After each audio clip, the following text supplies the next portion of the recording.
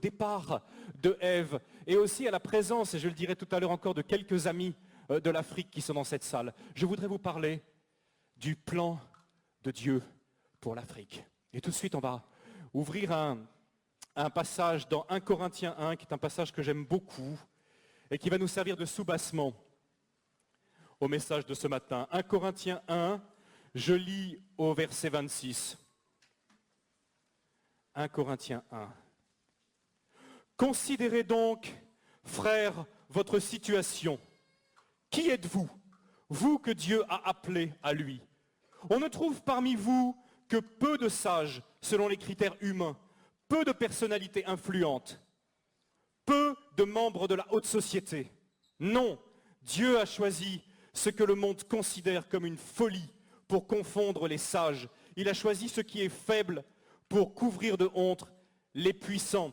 Dieu a porté son choix sur ce qui n'a aucune noblesse et que le monde méprise, sur ce qui est considéré comme insignifiant pour réduire à néant ce que le monde estime important. Ainsi, aucune créature ne pourra se glorifier devant Dieu. Amen. La Bible parle de l'Afrique. La Bible parle énormément de l'Afrique et je sais que cette déclaration ce matin va sembler assez étrange parce que souvent nous oublions que la Bible parle de l'Afrique.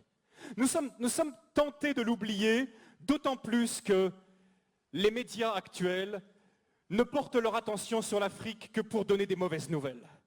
Souvent, l'Afrique, c'est le continent oublié. Il est oublié dans les négociations de l'Organisation mondiale du commerce. Il est oublié lors des grandes alliances stratégiques. Lorsque les puissants de la Terre se réunissent, très très souvent, on ne parle de l'Afrique que pour couvrir ses dettes ou pour venir à son aide.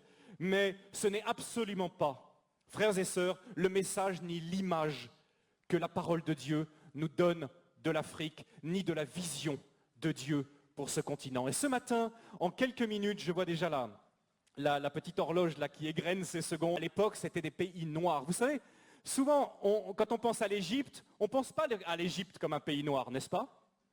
Hein, on a eu même, quand on est dans les années 50, 60, les péplums sur l'Égypte. Comment elle est, Cléopâtre? C'est Elizabeth Taylor. Elle est toute blanche. Mais la réalité, c'est complètement différent.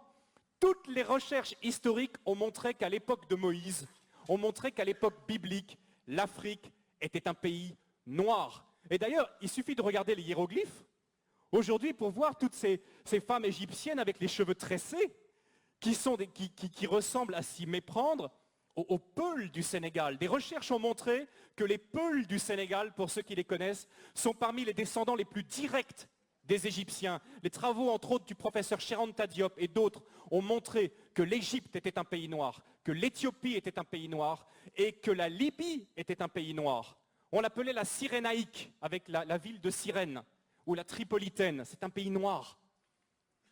Depuis le début, depuis la Genèse, l'Afrique est là dans le plan de Dieu. Et quand je demandais à ces Américains quelle était la personne, quel était l'Africain le plus connu de la Bible, ils avaient beaucoup de mal à me répondre.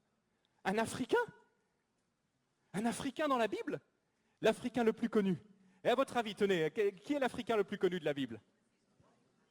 Abraham, pas tout à fait. J'entends pas le nom que je cherche. Noé, non, je pense pas qu'il était tout à fait africain. Adam, et si Adam était dans le jardin d'Éden, il était forcément un peu africain. Bon point pour toi, ma sœur.